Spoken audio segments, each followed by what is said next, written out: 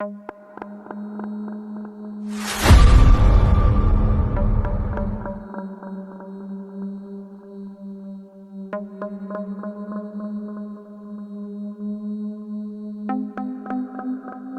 धनी, ये पीपल की छांव दिन में जितनी ठंडी लगती है, रात को उतनी ही कंपकपी छुड़ाती है। ऐसा लगता है जैसे पत्तों की खड़खड़ाहट में कोई रो रहा हो। पर क्या करें, घर में बर्तन खाली हैं और किस्मत सोई हुई है। भाई रामू, मुझे तो ये अंधेरा खाए जा रहा है। गांव के सन्नाटे में अपनी ही धड़कन ढोल जैसी बज रही है। लोग कहते हैं इस वक्त बाहर निकलना काल को न्योता देना है, और हम यहाँ मरघट के पास वाले इस पेड़ के नीचे बैठे हैं। चल भाई, घर चलते हैं। घर जाकर क्या करेंगे? खाली पेट की आग से तो ये भूत प्रेत अच्छे हैं, कम से कम डराते तो हैं। भूख तो अंदर से मार देती है। वो देख, सरपंच विक्रम की कोठी की वो पीली लाइट, वहां अभी भी हलचल है। रात के 2 बजे बज रहे थे। नीलगंज की गलियां श्मशान की तरह खामोश थीं। केवल आवारा कुत्तों के रोने की आवाज कभी कभी उस सन्नाटे को चीर देती थी। गांव के किनारे लगा वह सदियों पुराना पीपल का पेड़ किसी दानव की तरह खड़ा था। उसकी जड़ें जमीन से बाहर ऐसे निकली थीं जैसे किसी के पैर पकड़ने के लिए तैयार। रामू और धनी, 2 बेबस दोस्त, वहीं बैठे अपनी तकदीर का रोना रो रहे थे। लेकिन उन्हें नहीं पता था कि कोठी के भीतर उनके नाम की चर्चा शुरू हो चुकी थी। हाँ सरकार, मैं समझ रहा हूँ, माल बहुत कीमती है, पर कोई ट्रक वाला मरघट की सड़क पर जाने को तैयार नहीं है। कल रात जो गया था वो आज सुबह से पागल जैसी बातें कर रहा है। कह रहा है कि सड़क पर उसे जलती हुई आंखों वाला एक साया दिखा जिसने उसकी गाड़ी रोक दी थी। मुकुंद, मुझे तुम्हारी कहानियों में कोई दिलचस्पी नहीं है। वो बोरियां सुबह होने से पहले नीलगंज के गोदाम में होनी चाहिए। उन बोरियों में सिर्फ अनाज नहीं है, ये तुम जानते हो। अगर पुलिस को भनक लगी तो सबसे पहले तेरी गर्दन नपेगी। किसी को भी भेजो, पैसा पानी की तरह बहाओ, पर काम होना चाहिए। जी जी हुजूर, मैं अभी कुछ करता हूँ।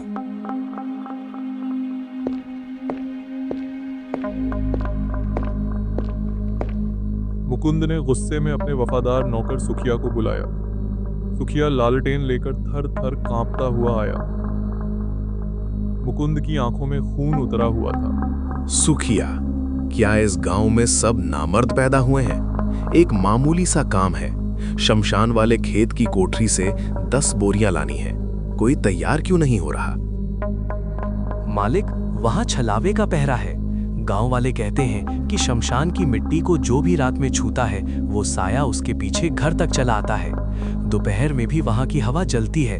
रात को तो साक्षात यमराज का वास है वहां। बकवास बंद कर।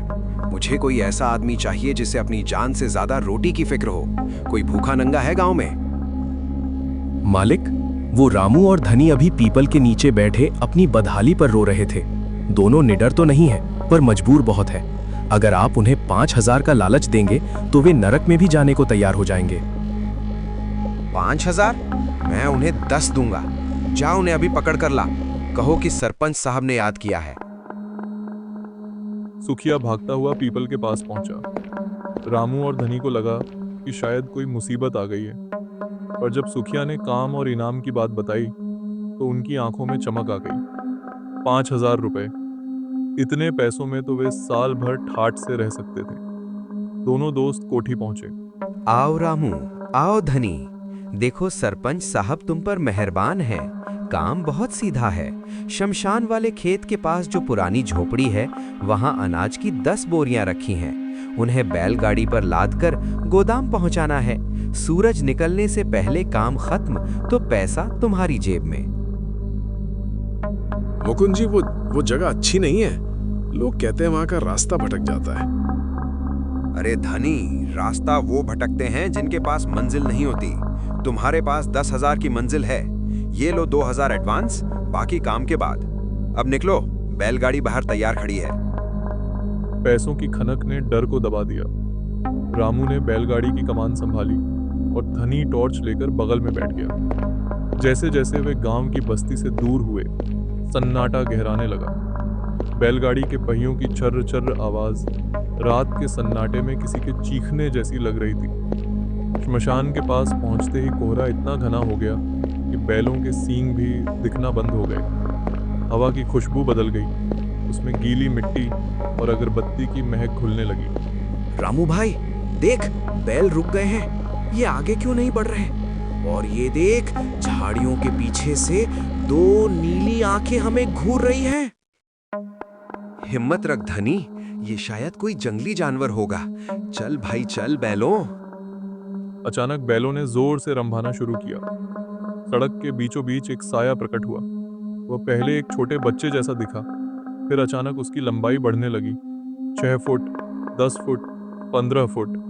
वो ताड़ के पेड़ जितना ऊंचा हो गया। उसका चेहरा धुंधला था, पर उसकी हंसी रूह कंपा देने वाली थी। वो छलावा था जो श्मशान की सरहद का रखवाला था। कहाँ चले मुसाफिरों?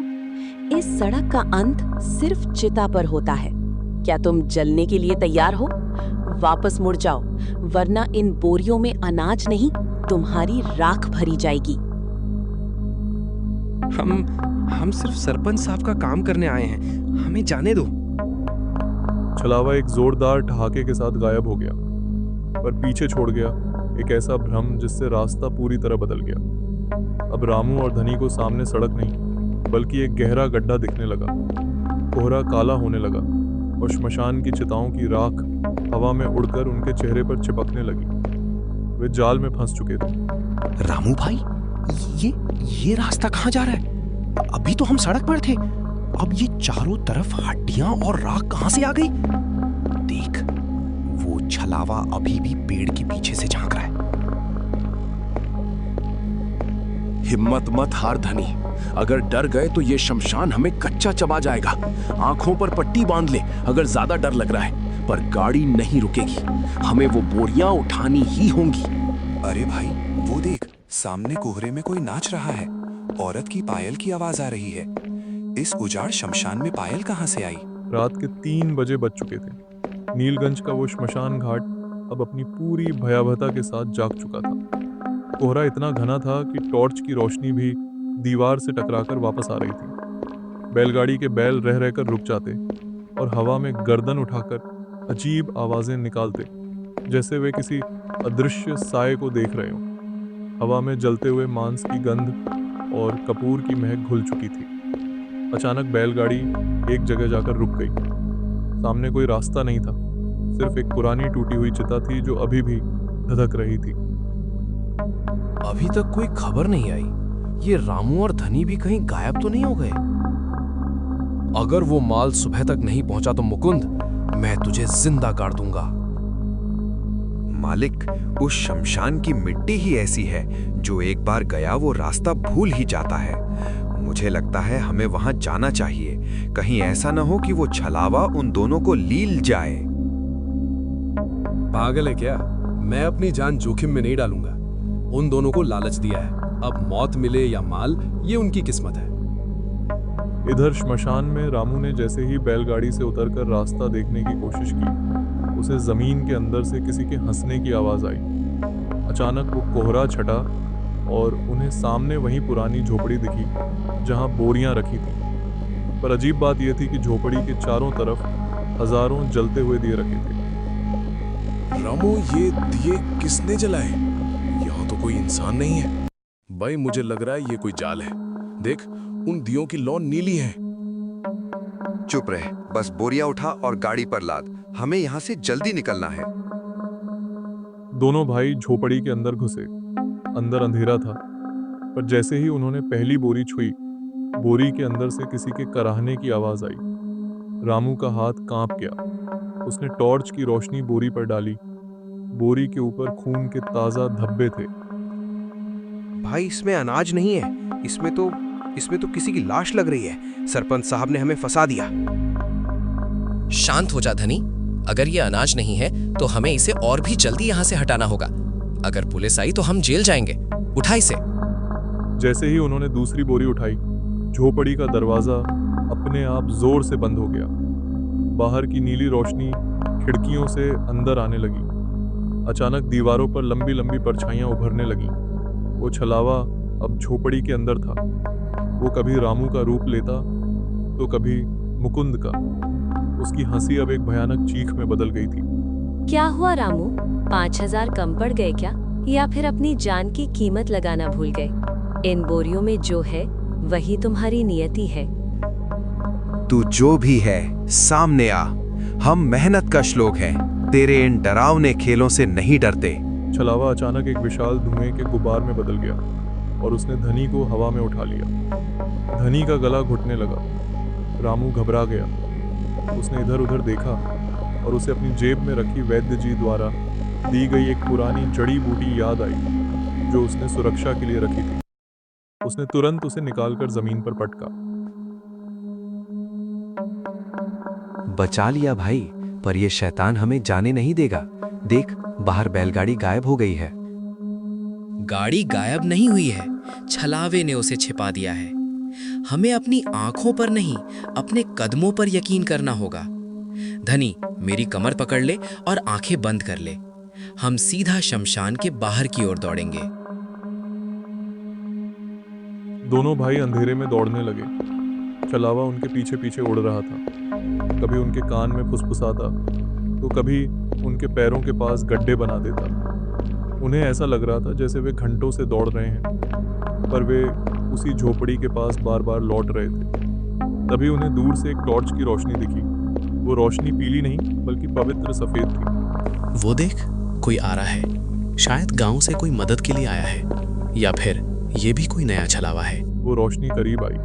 वो कोई और नहीं बल्कि वैद्य जी थे। उनके हाथ में एक पुरानी फेनी की बोतल थी और गले में रुद्राक्ष की माला। वैद्य जी को देखते ही छलावा पीछे हटने लगा। रामू, धनी, यहाँ से हटो। तुम जिस आग से खेल रहे हो वो तुम्हें भस्म कर देगी। सरपंच और मुकुंद ने तुम्हें मरने के लिए यहाँ भेजा है। वैद्य जी, ये बोरियां, इनमें क्या है? इनमें वो राज है जिसे नीलगंज का शमशान दबाना चाहता था, पर अब समय आ गया है कि इस छलावे को उसकी सही जगह पहुंचाया जाए।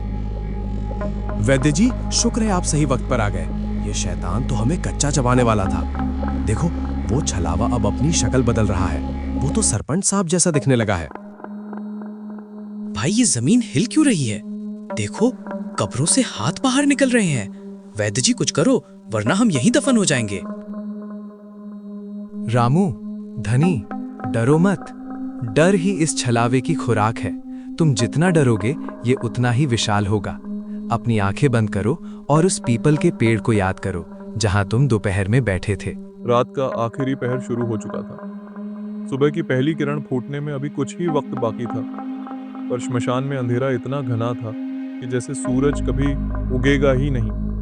छलावा अब एक विशालकाय काली छाया बन चुका था, जिसकी आंखें दहकते अंगारों जैसी थीं। वो हवा में तैरते हुए अट्टहास कर रहा था। तभी उसने सरपंच की आवाज में दहाड़ लगाई। वैद्य, तू फिर आ गया मेरे रास्ते में। इन दोनों कीड़ों को मर जाने दे। इन बोरियों में जो दफन है वो राज कभी बाहर नहीं जाना चाहिए।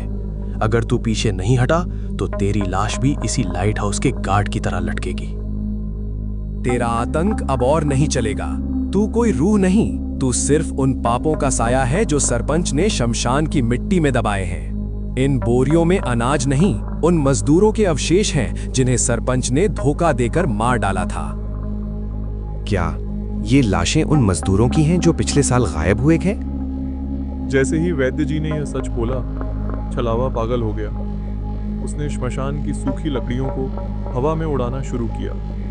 आग की लपटें नीली और पीली होकर नाचने लगी। रामू और धनी को लगा कि अब उनका अंत निश्चित है। तभी वैद्य जी ने अपनी बोतल को हवा में ऊपर उठाया।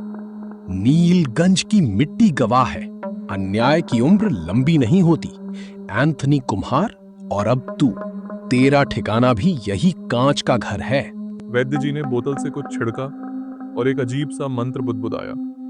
अचानक बोतल के मुंह से एक तेज सफेद रोशनी निकली, जिसने छलावे के काले साए को जकड़ लिया। छलावा चीखने लगा। उसकी आवाज ऐसी थी जैसे हजारों लोग एक साथ दर्द में चिल्ला रहे हों। नहीं, मुझे कैद मत करो। मैं आजाद रहना चाहता हूं। मुझे शमशान की राख में रहने दो। तेरी आजादी दूसरों की मौत है। अब बस। एक जोरदार धमाका हुआ।